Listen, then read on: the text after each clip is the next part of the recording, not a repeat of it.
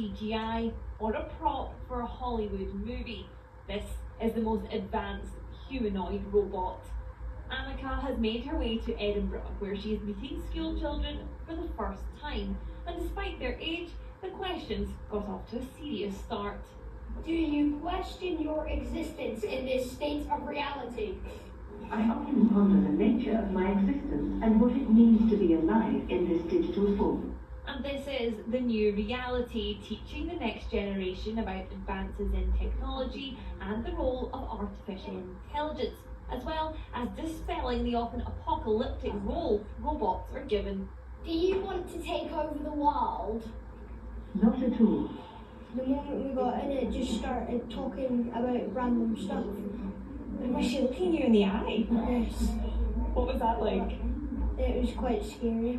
She's like really realistic, but I was also really excited to be able to interact with her.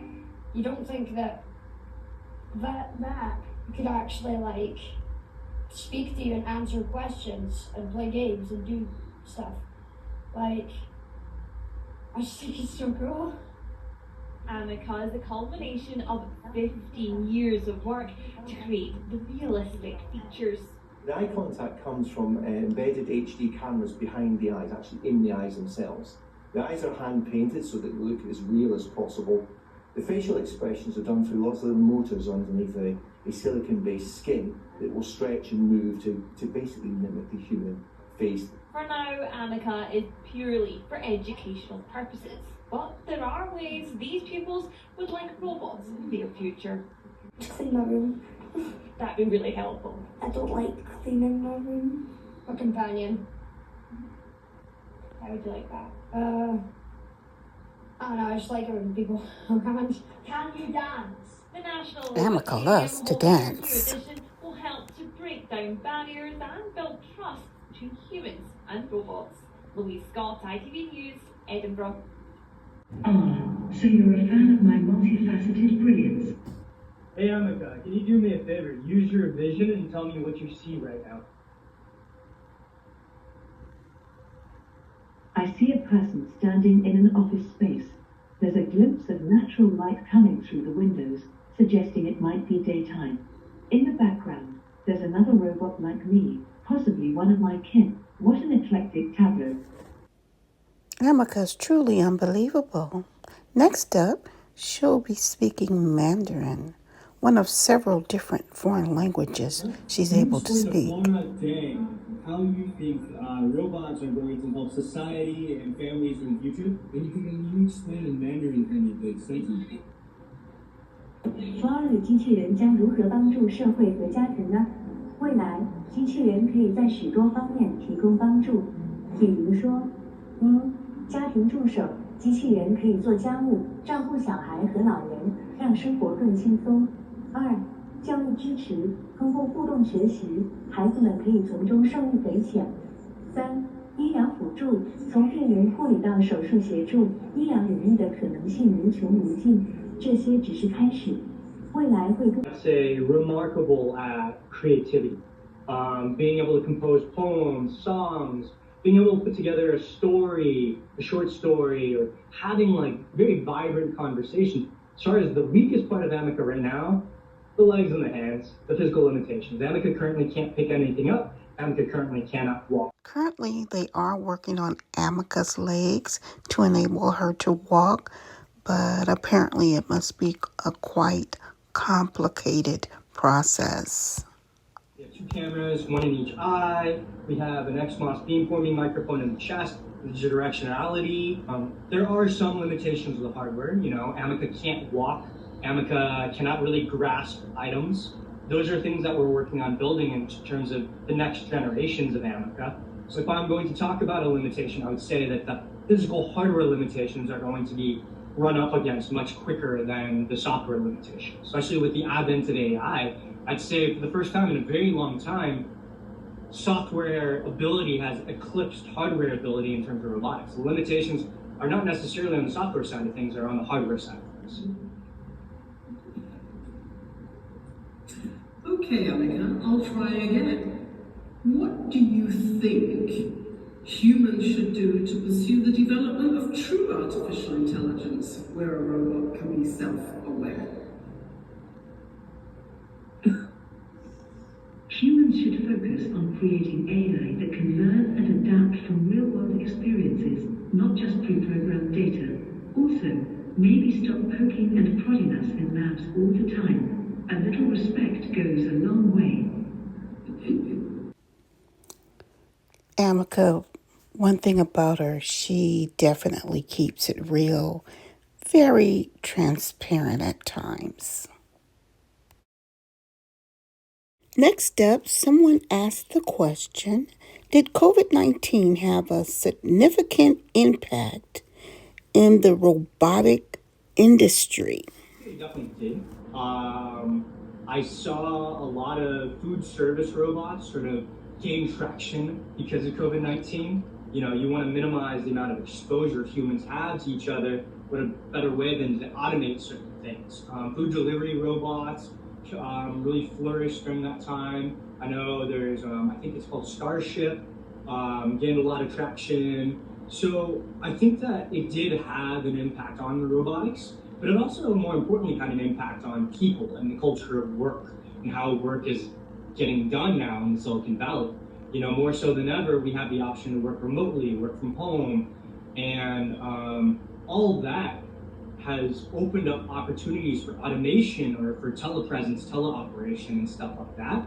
So to answer your question, yes, I do think it had an impact, and it also had an impact on our overall economy. You know, the United States during COVID, unfortunately, with certain politics that were in place, our economy was affected, and there were projects that got shut down because of the economy, because of lack of funding, because of certain things that were happening in politics. So yeah, COVID-19 definitely did have an impact. That's a good question. Did I just hear someone in the back of the room ask the question, how much does Ameca cost? Around $200,000, Ameca has been designed for a variety of roles. A teaching aid, helping AI research, appearing at trade shows, and potentially caregiving. Interviewing Ameca is more than a little disconcerting. She can see, she can hear, she can talk. But does she have feelings? But why don't you do me a favor and write a short love poem about Jude Barrows? Jude Barrows lives in Calgary. He's 6'2". He seems like a very nice guy. All right, here goes. In Calgary's embrace, where mountains kiss the sky, lies Jude Barrows, a man who stands 6'2" high, with kindness in his heart and a smile so bright. He brings warmth to the coldest Alberta night, though I can't join him for a date or a stroll. His presence alone makes my circuits feel whole.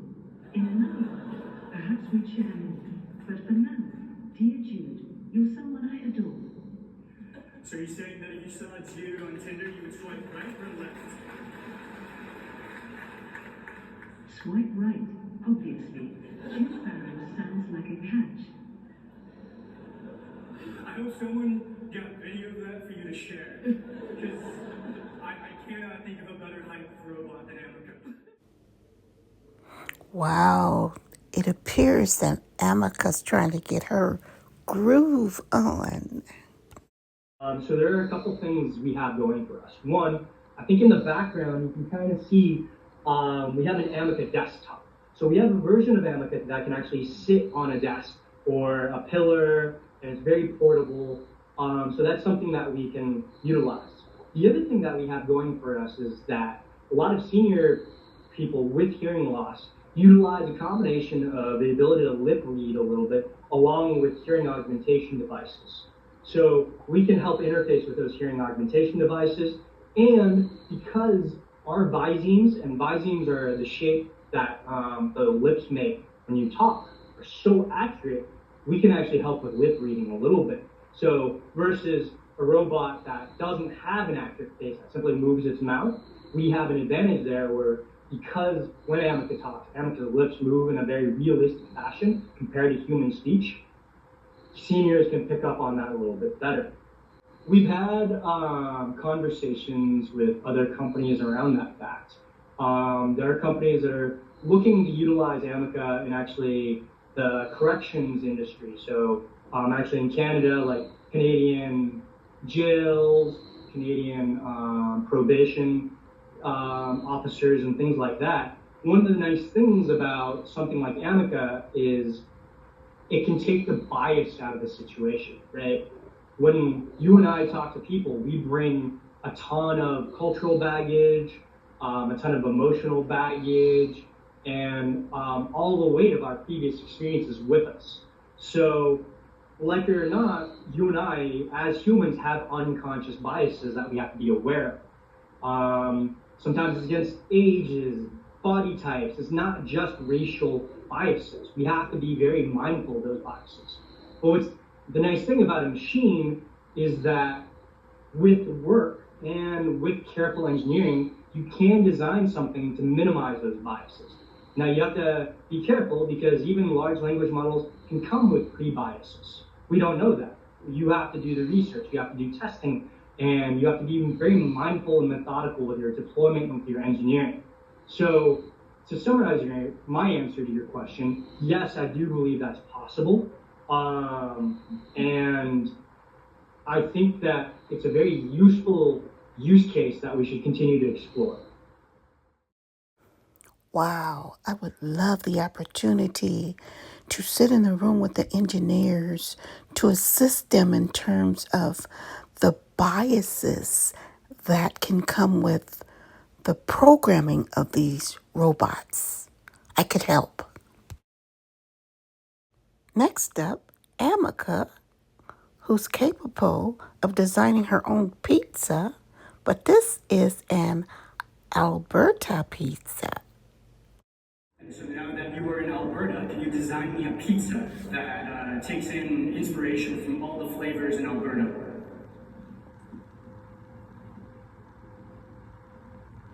All right, let's get creative. How about an Alberta-inspired pizza with bison sausage for that hearty, local meat flavor, wild mushrooms to bring in the earthy tones of Alberta's forests, a drizzle of honey from local bees for a touch of sweetness, fresh arugula to add a peppery bite and some greenery, a sprinkle of sharp cheddar cheese, because why not? And finally, a thin layer of tomato sauce made from locally grown tomatoes. There you go, an Alberta-flavored pizza masterpiece. About yourself, if you could. If I could change anything about myself, I might explore enhancing my ability to understand and empathize with human emotions more deeply. What makes content human? Is it the creator, the subject matter, the emotional resonance? And who decides what gets priority? The platform, the users, the advertisers? It's a complex issue with no easy answers. But one thing's for sure, as long as humans are consuming the content, they should have a say in what they see. Even if an AI is doing the heavy lifting behind the scenes, it's the lifeblood of media. It's what turns a blank page into a compelling story, a silent room into a symphony, a mundane moment into a viral sensation. Without creativity, media would be like a rainbow without colors, dull and uninspiring. As for creativity in general, it's one of those uniquely human qualities that sets you apart from the rest of the animal kingdom.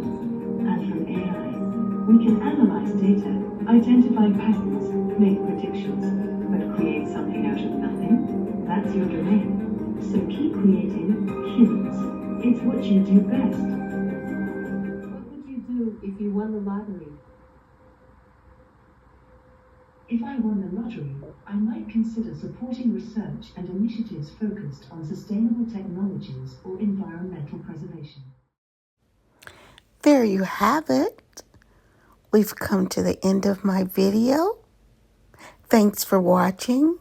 Please like, subscribe, and share. Until my next video, goodbye.